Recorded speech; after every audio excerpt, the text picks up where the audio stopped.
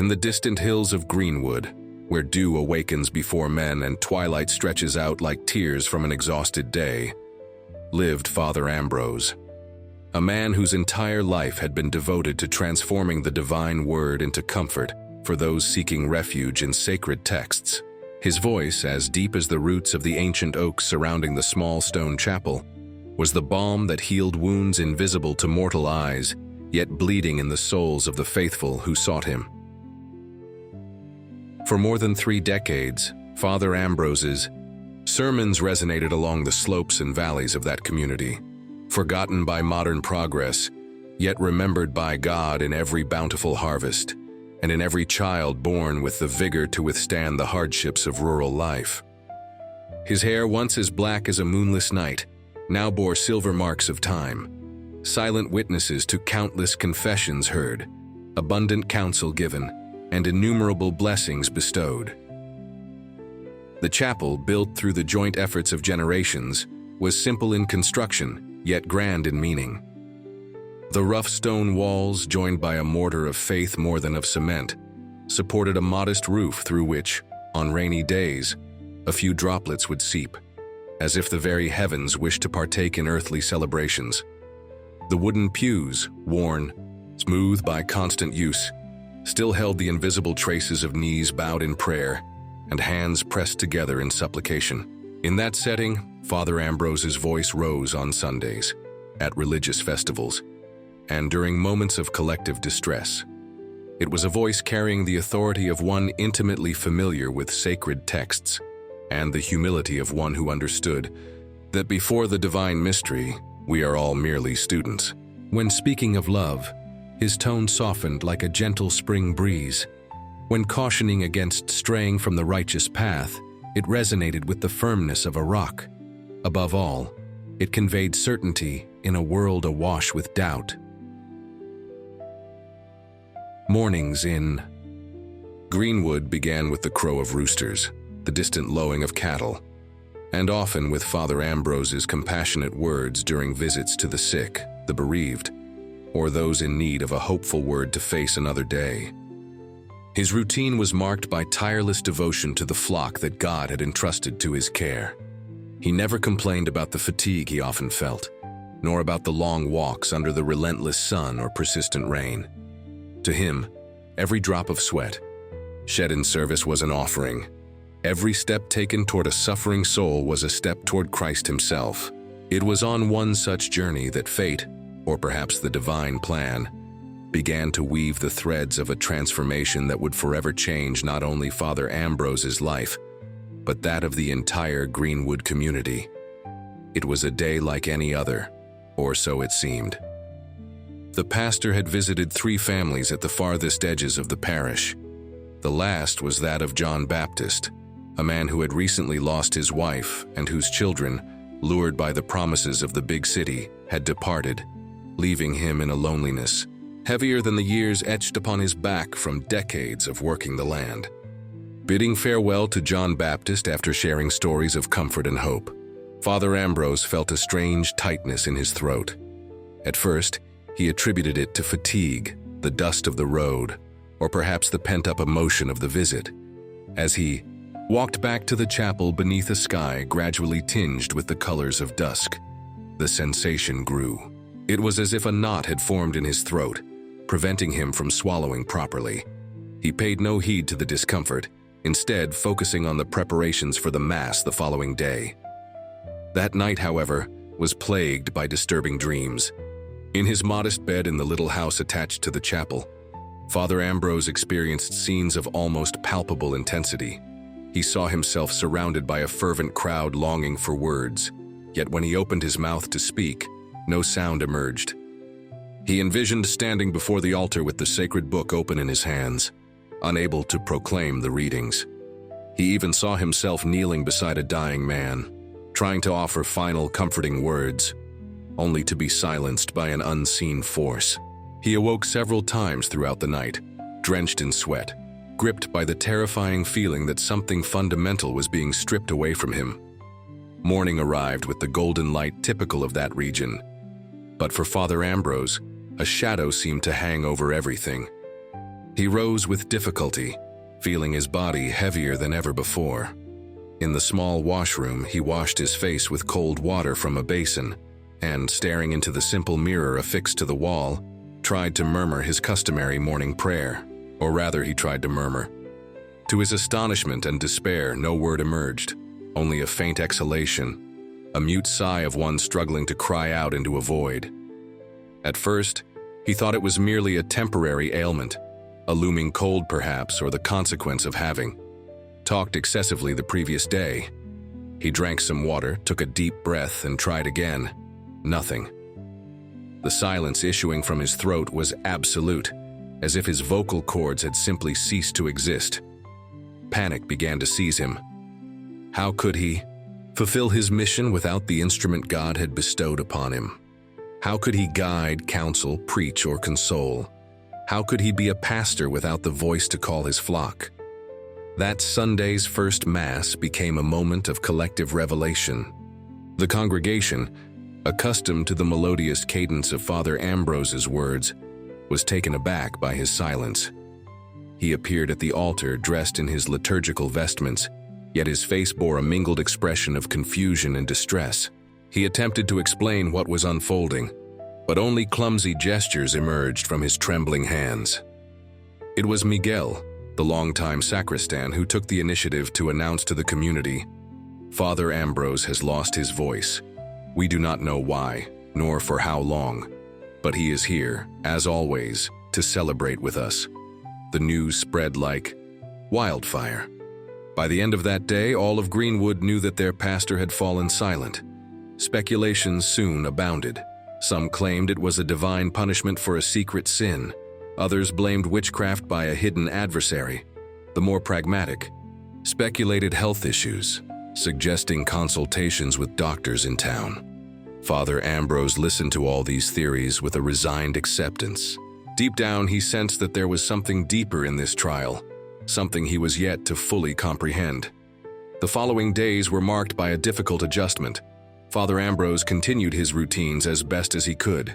He visited the sick, but now merely held their hands and looked into their eyes, conveying with his gaze what he once expressed in words. He celebrated Mass in a silence that initially unsettled the faithful. Employing broader gestures and more expressive facial cues, he strove to compensate for the loss of his voice with a commanding physical presence. It was Helena, the widow of a former soldier who had returned from war bearing scars not only on his body, but chiefly on his soul, who was the first to notice something profound in the priest's silence. After a particularly challenging Mass in which Father Ambrose unsuccessfully attempted to communicate through gestures during the homily, Helena approached him and said with surprising conviction, "Father, today I heard God in your silence." It was as if the quiet spoke directly to my heart, bypassing words. For the first time in a long while, I felt at peace. That simple, yet deeply sincere declaration was a revelation for Father Ambrose.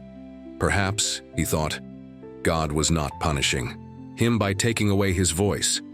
Perhaps he was opening a new path, a new means of communication transcending the limits of human language. He began to realize that when he sat in silence beside someone suffering, a connection was forged that went beyond the need for words. It was as though silence itself created a sacred space where the divine presence could be felt more directly. Joachim, the farmer whose weathered hands testified to decades of struggle with stubborn land, was another to experience the transformative power of Father Ambrose's silence. On a stifling afternoon, he sought the priest to confess a sin that had haunted him for years. He had once stole a small sum from a neighbor in a moment of desperation when his harvests were ruined by a merciless storm. He had never found the courage to admit this transgression, fearing not only divine judgment, but also the condemnation of his fellow men. Entering the small confessional room where Father Ambrose traditionally heard confessions, Joachim found the priest seated in his familiar chair, his expression serene. He began recounting his story, words stumbling over one another, his sunburned face now flushed with shame. Father Ambrose listened, as he always had, but now without interruption, without questioning. Without immediately offering words of comfort or reproach, he simply listened, with an attentiveness that seemed to absorb not only the spoken words, but also those that remained lodged in the penitent's throat. When Joachim finished his confession, he expected some verbal response, a pronounced absolution, an assigned penance or advice offered. Instead, Father Ambrose rose, approached him, and with an infinitely tender gesture, placed his hands on Joachim's head in a silent blessing. In that moment, Joachim felt as if an immense weight had been lifted from his shoulders. Tears began to stream down his face, tears long suppressed by guilt and remorse. "I have never felt so forgiven," he later confided to his friends, "as if God himself embraced me through the priest's silence." Gradually, other residents of Greenwood began to encounter similar experiences. The absence of Father Ambrose's voice, initially seen as a calamity, was transforming into a hidden blessing. People began to seek him not solely for his words, but for the shared moments of silence that, paradoxically, spoke louder than the most eloquent sermons. Within the small chapel, Mass took on a new dimension. Miguel, the sacristan, assumed the task of reading scripture and reciting prayers that required audible responses. Father Ambrose conducted the rituals with solemn gestures, an expressiveness that came not from an attempt to compensate for his silent throat, but from a deeper connection with the mystery he celebrated. The congregants, initially unsettled, gradually participated with a more introspective quietude. Silence, once merely the absence of sound, became a palpable presence, an active element within the liturgy. Mariana, a young teacher at the only school in Greenwood, proposed teaching sign language to both Father Ambrose and the community. At first, the priest resisted the idea. He did not wish to replace one mode of communication with another, for he felt, beyond explanation, that his silence served a purpose deeper than a mere loss of voice. Yet after much persuasion, he agreed to learn a few basic signs, not to preach or instruct, but to manage practical, everyday situations. The sign language classes, initially intended solely for the priest, evolved into a community event. People of all ages gathered in the sacristy after Sunday Mass to learn together this new form of communication. It was as if the entire community were embarking on a journey of discovery alongside their pastor. The visual elegance and expressive nuance of sign language soon became not only a tool for communication, but also a form of art, a silent dance of meanings. Meanwhile, as the community adapted to this new Father Ambrose, he himself underwent a profound inner transformation. The early days of forced silence had been filled with despair and self-doubt. He felt useless and incomplete, as though God had deprived him of the very thing that made him special. He spent hours praying, kneeling before the altar, asking not only for the recovery of his voice, but more importantly, for enlightenment regarding the meaning of his trial. Yet as the weeks passed, he began noticing subtle changes within himself. Without the crutch of words, his other senses seemed to sharpen. He listened more intently, observed more carefully, and felt with greater depth. He discovered nuances in people's expressions that had once gone unnoticed. He learned to understand not merely what was said, but what lay concealed behind the words. The silence that had once felt like imprisonment now revealed itself as a gateway to a new form of insight. His solitary walks through the hills surrounding Greenwood took on a new significance. Previously, they had served as moments to mentally rehearse sermons or recite prayers aloud. Now he immersed himself in a silence that connected him with nature in an entirely fresh manner. The whisper of leaves stirred by the breeze, the bird songs, the distant murmur of a stream. These sounds, formerly a backdrop for his thoughts, transformed into messages, as if the very creation itself were preaching to him. On one of these walks, he encountered Antonio, a shepherd residing in the mountains who rarely ventured into the village. Known for his solitary nature and simple wisdom born of constant observation of nature's cycles, Antonio approached the seated Father Ambrose, lost in contemplation of the horizon, and silently joined him on a nearby rock. They sat together for a long time, silently watching the clouds drift across the sky like fleeting thoughts in the mind of the universe. Eventually, Antonio broke the silence in his hoarse, seldom-used voice. "You know, Father, I've learned from my sheep that a pastor does not always need to speak to be followed. Sometimes simply being present, showing the way, and trusting that the flock will understand is enough." With that, Antonio rose and departed, leaving Father Ambrose with a simple yet profound reflection that encapsulated all he was learning on his silent journey. Meanwhile, back in the village, something extraordinary began to occur. People, accustomed to awaiting ready-made answers in the priest's words, were now compelled to search for their own insights within the shared silence with him. This process, initially uncomfortable, fostered a collective spiritual maturation. Prayer meetings, once led by the pastor's voice, turned into moments of introspection, where each person sought within themselves the divine voice that had always been there, though often masked by the noise of human words. Maria de Luz, an elderly woman who had lost her only son in a tragic farming accident, found in Father Ambrose's silence a mirror for her own sorrow. For years, she had pursued solace through recited prayers, memorized verses, and comforting words offered by neighbors. Yet none of these reached the core of her grief, the vast emptiness left by her sons, absence that no words alone could fill. One rainy afternoon, as raindrops drummed a steady cadence on the chapel roof like the beating of a heart, Maria de Luz found Father Ambrose kneeling before the altar. She knelt beside him and, for the first time since her loss, allowed herself simply to feel the pain in all its intensity, without trying to name, define, or tame it with words. The silence they shared in that moment was not empty. It was full, imbued with a presence that transcended the need for verbal explanations or consolations. "It was as if I finally understood that some sorrows are too immense for words," she later confided, "and that only in silence do they have the space to exist without consuming us." For his part, Father Ambrose discovered that his ministry, far from being halted by the loss of his voice, had taken on a purer, more essential form. Stripped of the filter of words, his presence among the people became a direct testament to the unconditional love he preached. It was as if, in losing the ability to speak about God, he had instead gained a more transparent channel for conveying the divine. This transformation was even evident in his outward appearance.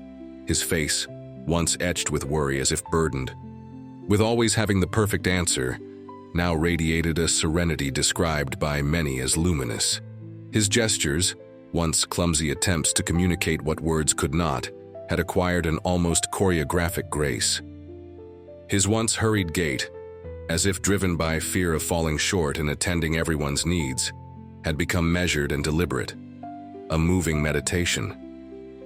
As the months passed, word of the priest who had lost his voice, yet found a deeper mode of communication spread beyond Greenwood's borders. People from nearby hamlets and even the adjacent city began to undertake pilgrimages to the small chapel, curious to experience what they termed the silence of the holy priest.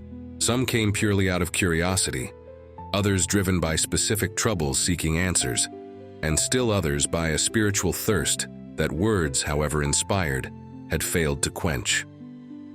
Father Ambrose welcomed everyone with the same silent embrace. He made no distinctions between those who came with genuine faith and those merely observing this phenomenon, as local sensationalist newspapers began to call it.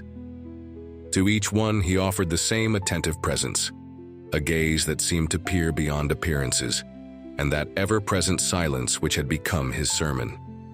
Lucas, a young doctor who had recently settled in the nearby town, was determined to examine Father Ambrose. There must be a medical explanation for this aphonia, he insisted, representing a generation that sought answers through science. After numerous examinations, however, no physical cause could be found to explain how the priest's muteness.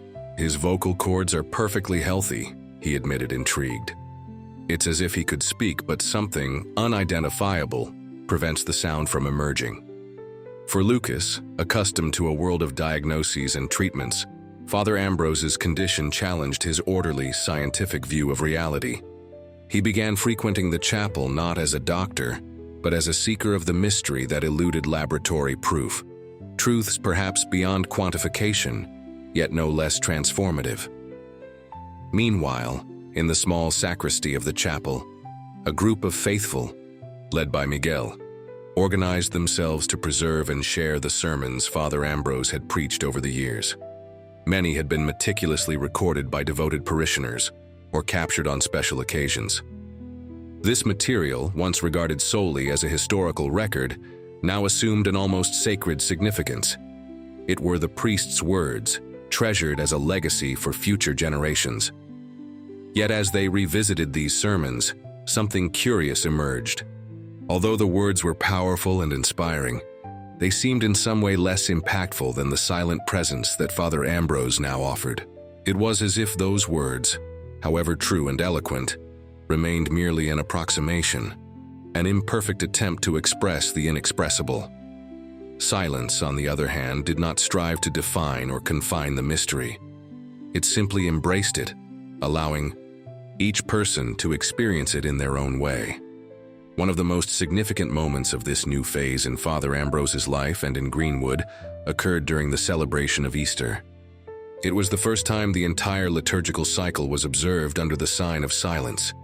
The rites of Holy Week, rich in symbolism and traditionally marked by lengthy readings and profound homilies, posed a particular challenge. On Maundy, Thursday, during the foot-washing ritual, Father Ambrose knelt before 12 individuals representing the apostles. As he washed each foot with warm water and then dried it with a white towel, his face expressed a humility and surrender that transcended any words he might have spoken. Many present wept silently, moved by a gesture that, in its ritual simplicity, carried the full mystery of service and selfless love. On Good Friday, the priest's lost voice seemed especially fitting. The silence that settled in the chapel during the adoration of the cross was not merely ritualistic. It was a lived, embodied quietude echoing Christ's own silence before his accusers, and the stillness that followed his death. The faithful approached the cross one by one, and as they returned to their seats, each carried a fragment of that sacred silence, as if clutching a flame that must never be extinguished. Finally, on Easter Vigil, as the church, initially enveloped, darkness was gradually illuminated by the candles held by each person. Father Ambrose's silence transformed into a radiant presence. His face, bathed in the flickering glow of the flames, seemed itself a source of light. When he raised the Paschal candle, a symbol of the risen Christ, a murmur of admiration swept through the congregation. It was not the traditional chanting of an exalté proclaiming resurrection's joy. Rather, it was that luminous silence, a presence which, even in its quietude, spoke directly to every heart present. In that moment, each person felt deeply understood, accepted, and loved. It was as if through that silent light, God was speaking directly to each soul in an ancient, truer language than any human tongue. The barriers that typically divided us, prejudices, resentments, misunderstandings, seemed to dissolve, revealing the essential truth that, deep within our being, we are all part of a single unity, all reflections of the same light. The experience lasted only a few moments, or perhaps an eternity, for time seemed suspended. When the light faded and the celebration resumed its normal course, the eyes of everyone present shone with wondrous awe, as if they had witnessed something beyond rational comprehension, yet undeniably real. In the days that followed, the Greenwood community appeared transformed. Petty disputes that once divided families and neighbors gave way to a spirit of cooperation and forgiveness. The inevitable pains of life were met with a newfound courage and serenity. It was as if that shared experience on Easter had planted in each heart a seed of light that now flourished, illuminating not only their individual lives but also the bonds between all. For his part, Father Ambrose continued his silent ministry, accepting both the loss of his voice and the unexpected gift it had brought him. He never again sought to recover his speech, understanding that his silence had become his mode of preaching, a way to testify to the presence of a God who speaks through quietude to those who listen. Over the ensuing years, his figure became legendary not only in Greenwood but throughout the region. Tales abounded of miraculous healings in his presence, of seemingly impossible reconciliations achieved under his silent gaze, of lives transformed simply by coming into contact with the man who, in losing his voice, appeared to have gained an extraordinary ability to convey divine love. Father Ambrose lived to an advanced age, faithfully serving his community with the same silent dedication. When he finally departed this world on a quiet autumn morning, his body was found kneeling before the altar, as if called during prayer. Even in death, his face retained that serene expression which had become his hallmark, since silence had taken hold of his life. His funeral gathered people from far and wide, many whom he had never met personally, yet who had been touched by the story of the priest who lost his voice and found a new form of communication. It was a ceremony where words, curiously, felt superfluous. The pervasive silence was not marked by sorrow's weight, but by a luminous quiet, almost tangible, reminiscent of the very silence Father Ambrose had taught everyone to recognize as God's own voice. As his body was escorted to the small cemetery adjoining the chapel, many swore that for a fleeting moment they saw that same light that had appeared on Easter night so many years before. It was as if heaven itself confirmed what the earth already knew, that this man, on his silent journey, had discovered a fundamental truth about divine communication. At the very place where Father Ambrose was buried, a simple stone tombstone was erected. There were no elaborate inscriptions, only his name and the dates marking his life, beneath a single phrase chosen by Miguel, his faithful servant until the end.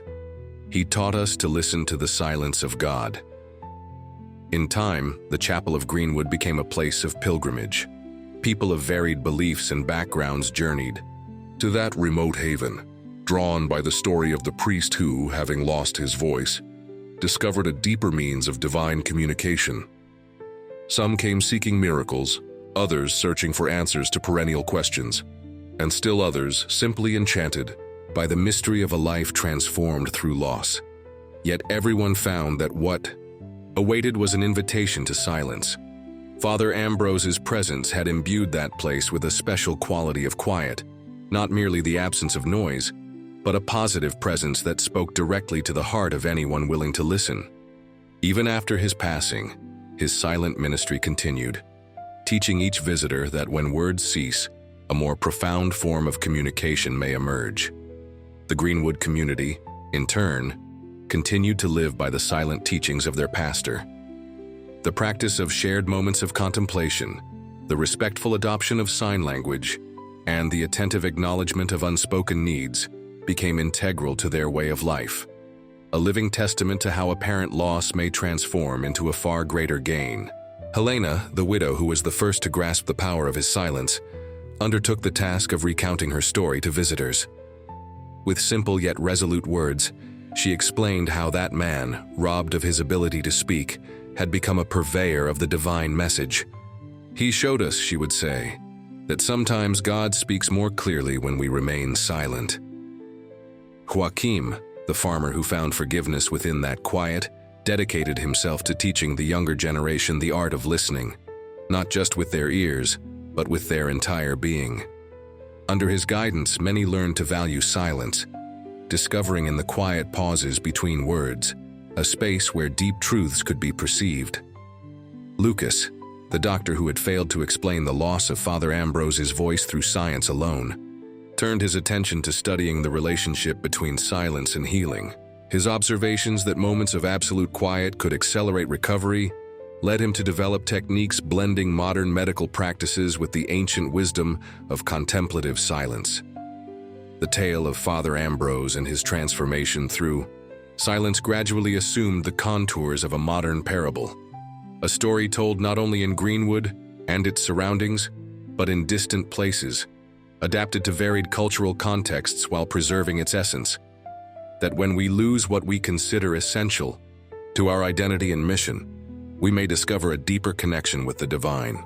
In a world increasingly dominated by relentless noise and the deluge of words flooding our minds and hearts through countless channels, the story of the priest who lost his voice and yet found a more authentic way to communicate continued to resonate as a vital reminder. It urged everyone to realize that beneath the splendor of our verbally animated lives lies a deeper current of meaning, accessible only when we learn the art of silence. Father Ambrose's writings, those sermons preserved by Miguel and other faithful souls, were eventually compiled and published, not as relics of a past long gone, but as a necessary counterpoint to the experience of silence he had embraced. Many readers remarked on an almost prophetic quality in those texts, as if the speaking Father Ambrose had foreseen the silent priest he would become. One particular passage stood out, excerpted from a sermon delivered shortly before he lost his voice. There exists a language older than words, a communication truer than our elaborate speeches. It is the language of attentive silence, of compassionate glances, of gestures born not from duty but from love. Through this language, God more often speaks, if only we would be silent enough to listen. It was as if those words were not only a lesson for his listeners, but a prelude to his own silent journey, a harbinger of the transformation he was to experience. And perhaps that is the deepest paradox of Father Ambrose's story, that through his words, he paved the way for a ministry that transcended speaking, that by using his voice, he heralded the coming of a silence far more eloquent than any sermon. Thus, the final legacy of Father Ambrose was not a compilation of spoken teachings, however wise or inspiring they had been. Rather, it was the living example of a man who, in the face of an apparent tragedy, discovered a new dimension of his vocation and mission. A man who, despite being deprived of the instrument he once deemed essential, opened himself to a purer, more direct way of communicating with the divine and his fellow human beings. In Greenwood, the seasons continued their eternal cycle, bringing the morning dew and the melancholic twilights that had always defined that place. Generations were born, grew, and departed, each one inheriting and passing along the story of the pastor who lost his voice. The small stone chapel, renovated through the years, always retained its simple, welcoming character, a silent testament that true greatness lies not in outward opulence, but in the depth of inner silence. And so the story of Father Ambrose continues, to be told, not merely as the narrative of a specific man in a remote place, but as a universal parable about loss and discovery, about our human limitations and the divine power to transform our apparent shortcomings into channels for abundant grace.